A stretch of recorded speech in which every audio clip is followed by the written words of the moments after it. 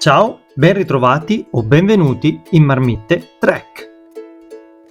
Meta di oggi Zoldo, esattamente Cimolais, partendo da Rifugio Pordenone, dove si arriva tranquillamente con la macchina e c'è anche un parcheggio abbondante. Da di lì poi si prosegue con un sentiero che inizialmente è tranquillo per poi arrivare al primo stop, la prima fermata, che è Bivacco Marchi.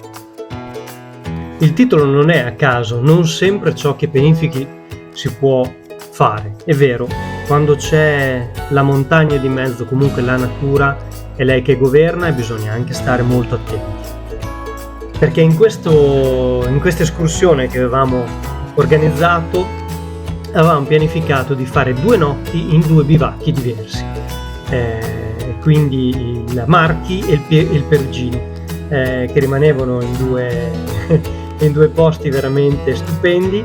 Il Marchi, come vedrete, l'abbiamo raggiunto, il Perugini non ce l'abbiamo fatta e quindi è stata una bellissima escursione e abbiamo usato la testa e questo è importantissimo in montagna e quindi niente, siamo andati oltre la valle fino ad arrivare al primo rifugio che era aperto, per poi andare giù in valle.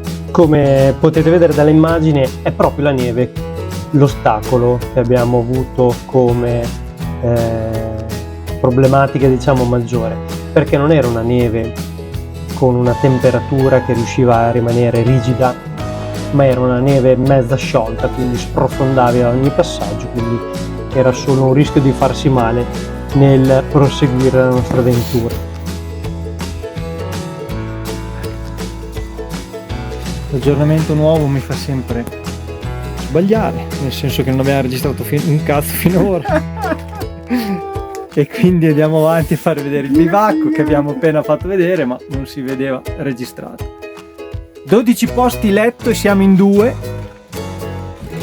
1000 metri di dislivello per arrivare fin qua, il panorama nuvoloso, ma è questo, bello bello bello. E tac, piove. Adesso mettiamo dentro le scarpe, le birre possono stare fuori.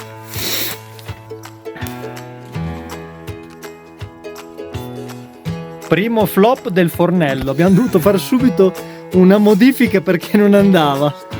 Però guardate come siamo organizzati, qua abbiamo la moka, 2 pentole. Dai, siamo messi bene. Adesso ci facciamo un bel tè.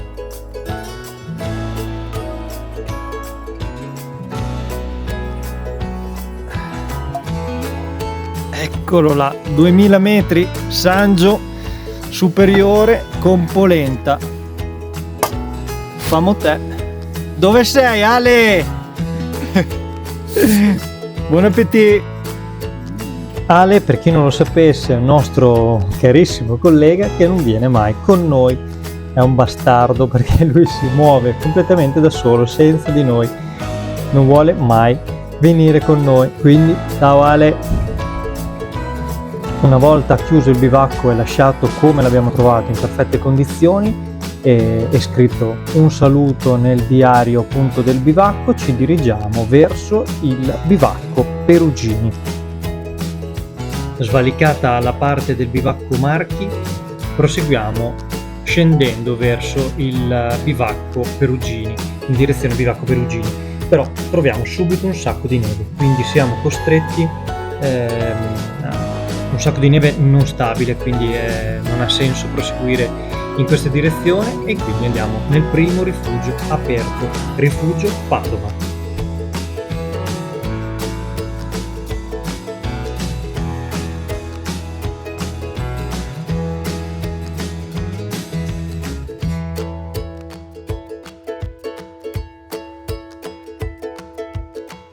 Visto che siamo arrivati all'ora di pranzo, ne approfittiamo per fare un pranzo in questo bellissimo accogliente posto che noi di Marmitte Trek vi consigliamo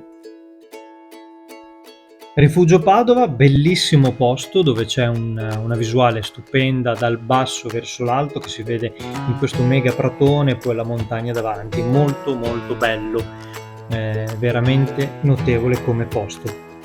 Quindi tirando le somme abbiamo avuto fortuna che il Perugini era inarrivabile, quindi siamo andati veramente bene.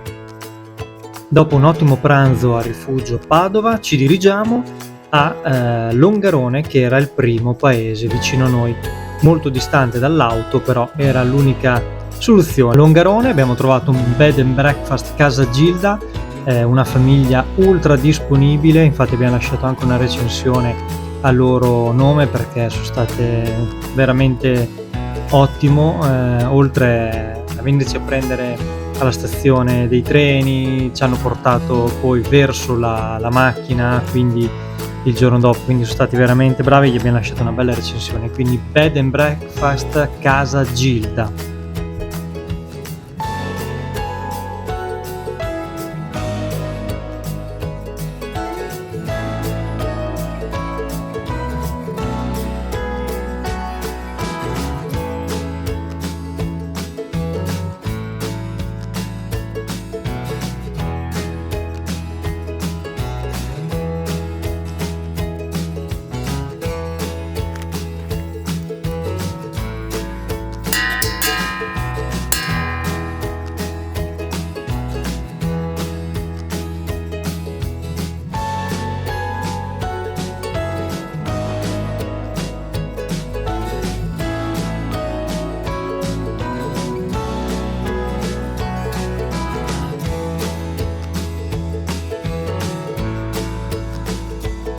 Spero vi sia piaciuto questo nuovo nostro video, ci vediamo al prossimo appuntamento.